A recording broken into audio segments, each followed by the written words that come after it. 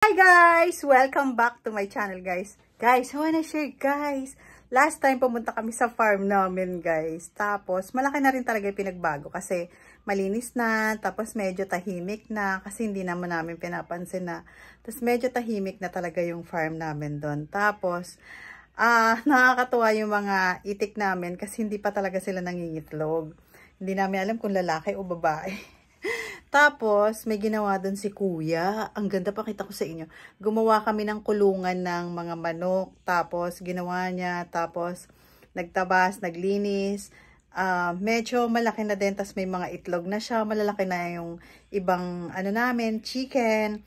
Kasi before madami, tapos kumonti na lang talaga siya ngayon. So, nag-uumpisa na naman kami sa back to zero na naman kami talaga, guys. Pero, ganun lang talaga. Tapos, yung mga gulay kasi namin natunaw.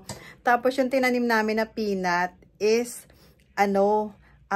kinain naman ng mga langgam. Walang natira. So kinain ng mga langgam guys. So nagutom yung mga langgam kaya kinain nila.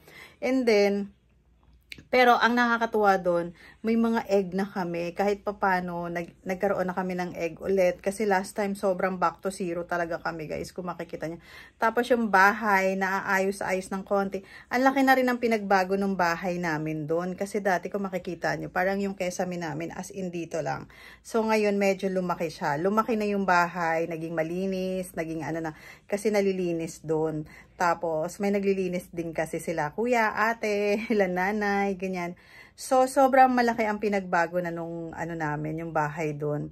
So, pwede ka nang magstay, pwede ka nang mag-ikot. So, pwede ka nang doon, mag-unwind ng mga, nyo, pag gusto nyo, pag may mga problema kayo, pwede pumunta kayo doon, umikot-ikot lang kayo sa bundok. So, magandang mag-ikot doon kasi fresh air, tapos, alam mo yung malayo ka sa pollution, ganun. Wag lang, kasi before talaga super kalat, madaming basura. Ngayon, wala na gaanong basura doon. Wala nang basura din. Pero pag I don't know doon sa kabila, kapag napunta kami doon, hindi namin na-check kasi nung last time. Umuulan kasi, ang lakas ng ulan doon. Sobrang dami ng, almost 2 months, umuulan talaga doon. Grabe. Tas, alam nyo yun, para siyang bagyo kasi ang lamig niya talaga doon sa Siniluan, guys. Sobra. At maganda na yung mga daanan doon. Pag pumunta kayo doon, mamasyal kayo, maganda guys. Kasi malinis na yung nila, yung daanan. Basta maganda yung daanan doon. Basta ingat lang tayo kapag maulan kasi madulas yung kalsada.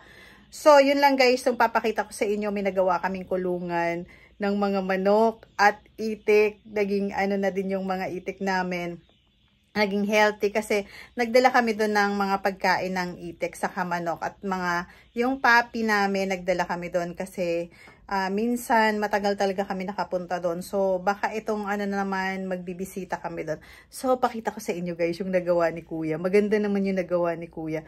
Tapos masarap talaga pumunta doon guys kasi pag gusto nyong umakyat sa bundok. Hindi naman siya bundok na bundok talaga. Parang medyo lang. So ayun, nakaka-relax talaga kapag pumunta kayo doon. So, thank you so much for watching and don't forget to click the notification bell para updated kayo sa vlog na walang perfect! Yan mami yung boundary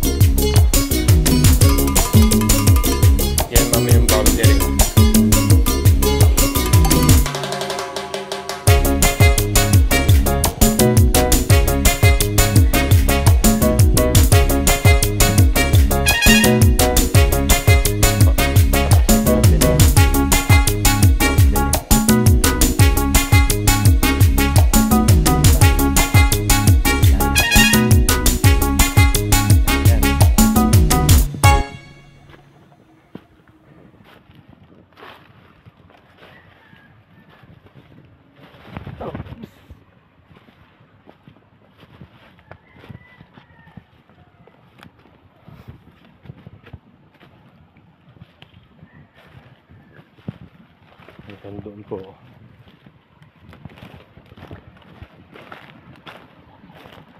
Yan doon. Anyog na yun.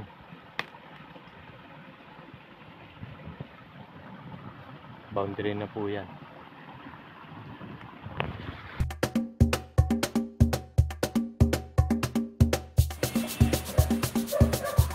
Yan ma'am, oh. Bagong itlog po.